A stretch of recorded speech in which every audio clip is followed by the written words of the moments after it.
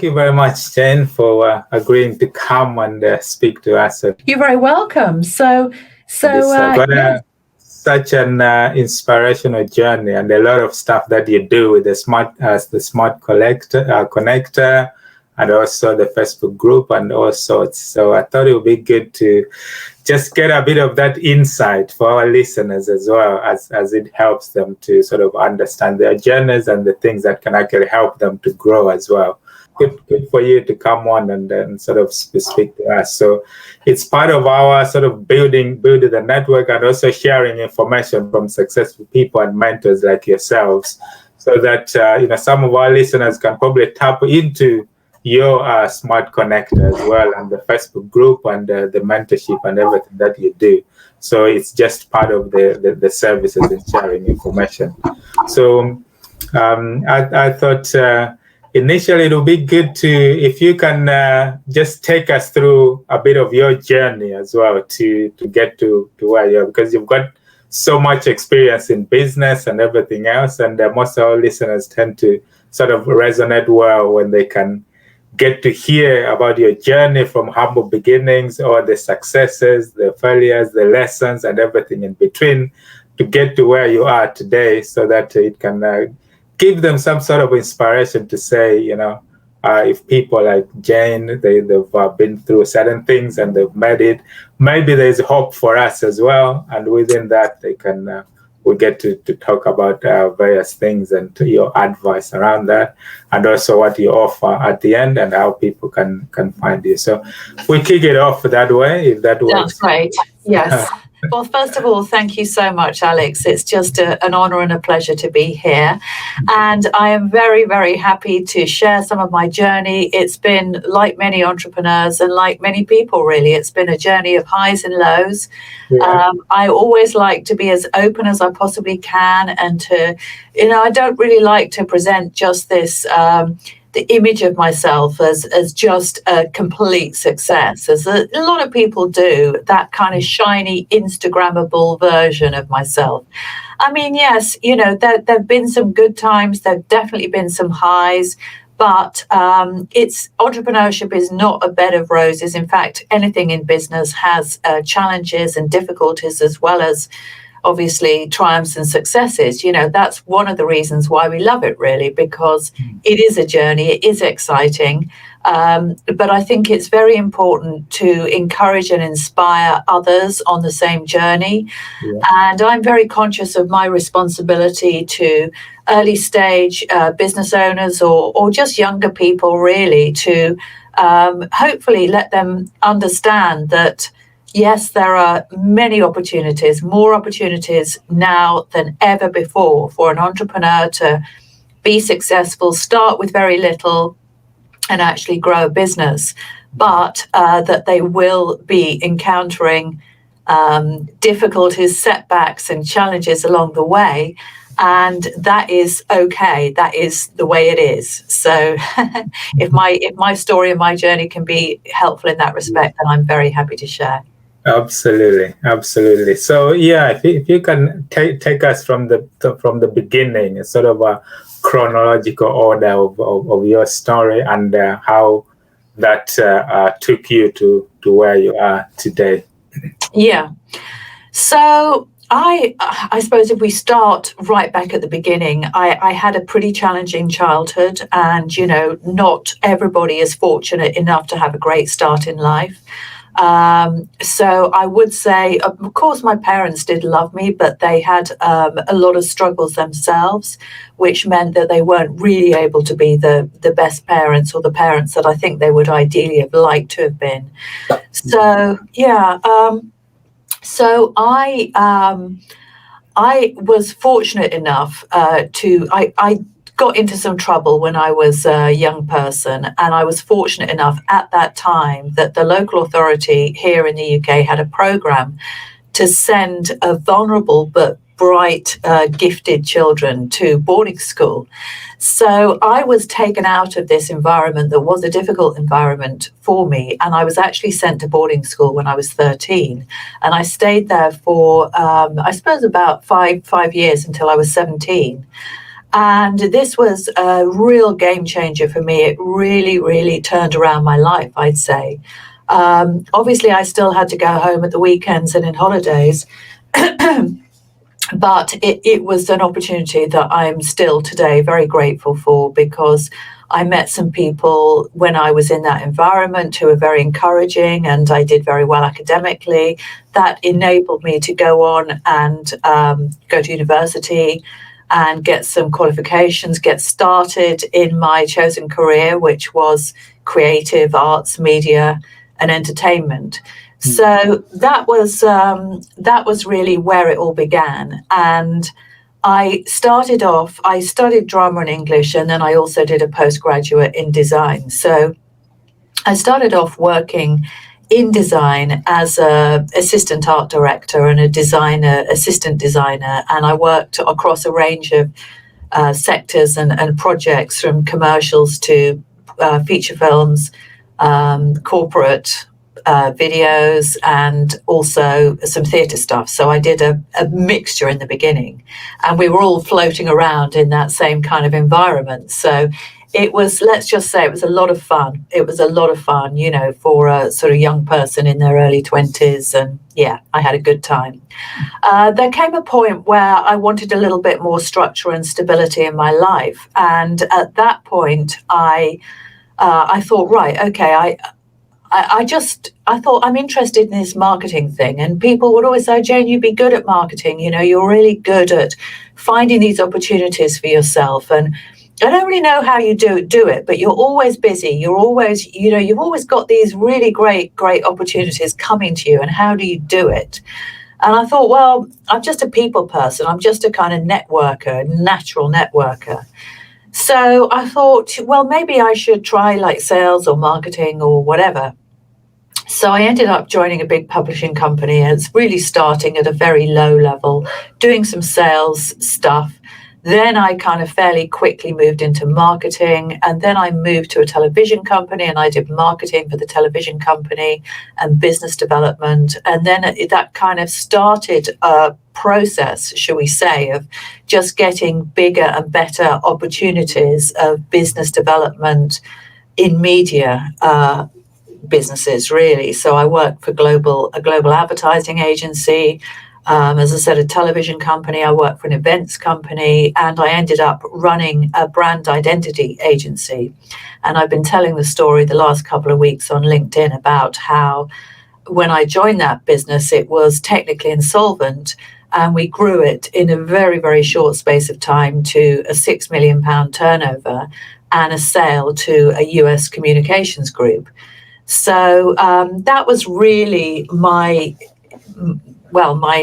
history. Yeah. And then since then, I also started up an education business from home, a children's education business, when my children were small, because I exited that world, that crazy media world. Yeah. And then I do some property stuff. I still have a business in property where I match investors with very carefully selected opportunities, but I'm very investor-led because I've done some investment myself. So I still do a bit of that. And then I also help other entrepreneurs grow their businesses, and I have an entrepreneurial education business and product, and that's really where I am today. So in a nutshell, I know that's like a crazy ride through many years, but hopefully that makes sense. No, that's quite an inspiring journey. But I guess one of the questions when you look at people who have done well, or they've had some elements of success in business, most, not always everyone, their journey tends to come from some sort of challenge of some sort that they had experienced, and then that takes them into a certain direction and moves them another way. Would you say, obviously, I mean, your story, like you've mentioned, you had some challenges and you had to go into boarding.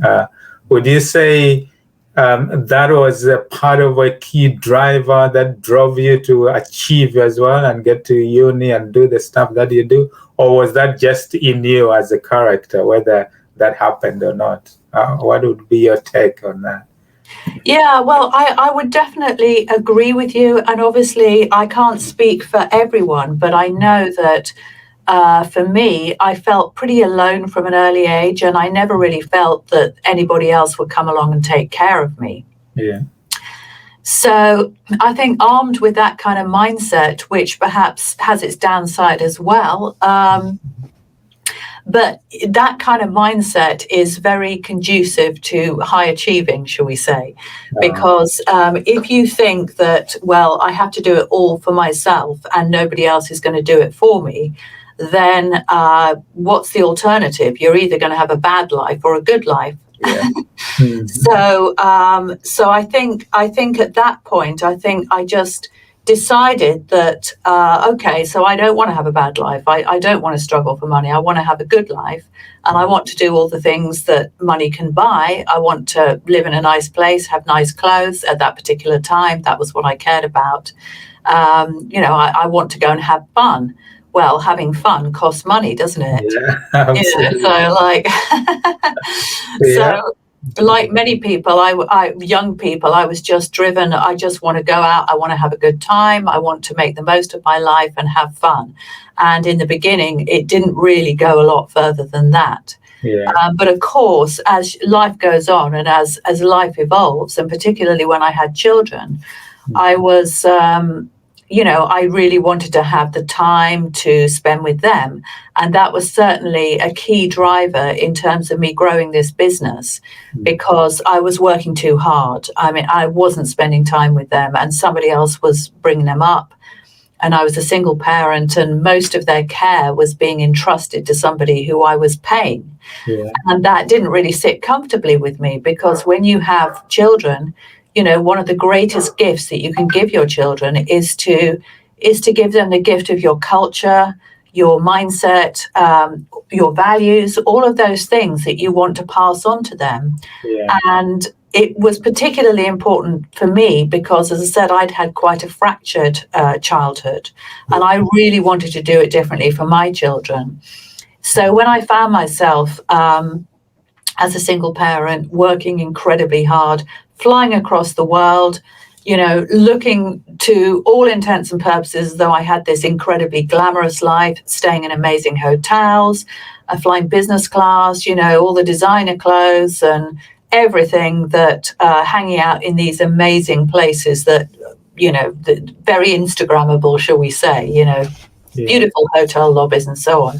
But all the time I was just very, very unhappy inside, because I was just missing being with my children, as simple as that. Yeah. So I was driven very, very hard. Every single day I had a purpose. I got up and it was like, I've got to do it all over again today.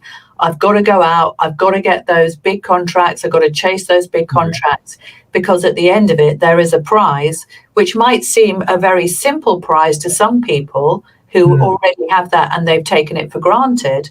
But for me, my prize was just to spend time with my children. That was all I wanted. Well, that was all, So, and I got that. Yeah. Wow. Brilliant. I mean, it's already a sort of a light bulb moment for me, especially, where you've just mentioned about how that can drive people to success. That kind of bringing, because it's like you're driving your own agenda. There's no one else who's gonna take care of you. You have to look for something to support you, because I mean there are situations whereby maybe people can rely, either business partners or partners, a husband and wife and all of that, and they are so bought onto that and they've got the support and everything is good, but they haven't got that drive or urge until something happens, a shock happens, and they find themselves that they haven't got that oomph to actually push themselves. So it is interesting that you mentioned that a lot of it's linked to success. If you have that kind of shock, where a lot of people, because they drive themselves that way. So it's not something that can be imposed from the outside either, and I've seen it. amongst my peers, that there has to be, it comes from within, doesn't it? Yeah. And people who are already comfortable, I think a lot of the time they struggle with entrepreneurship because they like their comfortable life. There has to be some pain. Yeah. And sometimes the pain, I mean, I can think of plenty of successful entrepreneurs that I know that they would never have to work again if they didn't want to, but they keep going, and they keep going with this incredible drive as if they still had nothing. Yeah. And it's like, well, where does that come from? And I know where it comes from. It comes from that time when they did have nothing, and they have those memories, and they're afraid that if they let up, that somehow it's all going to kind of fall apart, and they are going to go back to that place that they remember of pain and struggle. So yeah, they're definitely linked. Yeah, absolutely. So with that in mind, then, because we talk in business about leverage and learning from other people's mistakes and just generally improving our mindset and personal development. So if someone was sitting down there and looking to achieve something, but they haven't got that shock themselves, is that not achievable? Like what advice can you give them, in the sense that don't wait for a shock or something? Maybe just by improving your mindset, you could achieve it the same way, but is it maybe not as driving because there's not that big motive? What's your take on that? Like those people with that, can they not make it as well? Or what would it take for them to do it? Yeah. So mindset is critical. I think, as we know, as all entrepreneurs or successful business people know, you have to have a very, very powerful reason why. So you have to know, first of all, what you're doing it all for, or who you're doing it all for. And as I said, that isn't something that can be imposed from outside. You have to have a burning desire and a burning passion to succeed. And if somebody is not sure whether they have that burning desire or that burning passion, I would say, go and do something else until that burning desire or passion presents itself. Because sometimes you just have to go through certain experiences in life before you just think, do you know what? I want to close the door on that forever. I don't want to have a job anymore. I really do not want to be beholden to a boss. Or in the case of entrepreneurship, a lot of it is about that. It's like, I don't want somebody else skimming. For me, it was like I made millions for other people, and it's like, why am I doing all this? I'm making other people's families rich. I don't want to make their families rich. I want to make my own family rich, in all different ways. So they've got to have that burning desire, first of all. And then the second thing is, I think they've got to, really understand that they do need to be resilient, and that, challenges, difficulties, disappointments will happen. They will be let down by people at times. It just is all part of the journey, and you can't really have a thin skin. You can't take it too personally. And actually, if somebody disappoints you, go to bed for days because you're just heartbroken. No, that's not for entrepreneurs. No, because people in business, people will always be looking for advantage. They'll always be looking to take without giving, because that gives them an easy life. And, not everybody will be like that, but you will come across those people. And so, it's important to recognize that opportunities come through people. So you have to engage, you have to build partnerships, even whether they're with your clients or with other partners or whatever. But you always have to have people around you in order to lift you higher and get you to that place that you need to be. Yeah. But along the way, you're going to encounter some relationship challenges, some people who will try and use you, some people who disappoint you. And one of my favorite sayings is, always be clear about your purpose, or others will use you for theirs. So I would definitely, suggest that, yeah, it doesn't mean they're bad people. Sometimes they're just blind people. Sometimes they're just hurting people. Yeah. And so when those people let you down, as they will, don't personalize. It's not about you. It's just that they're hurting people, or they're inexperienced people. Yeah. They just don't know. Maybe they just don't have that that kind of inner strength, really, that you have. Yeah. Yeah. Yeah. No, thanks for that, Jen. Now, in your experience then over the years, like working with so many different people, successful people, and your journey as well, would you point out to any more like specific characteristics or qualities that you would see in people who have made it and who have succeeded?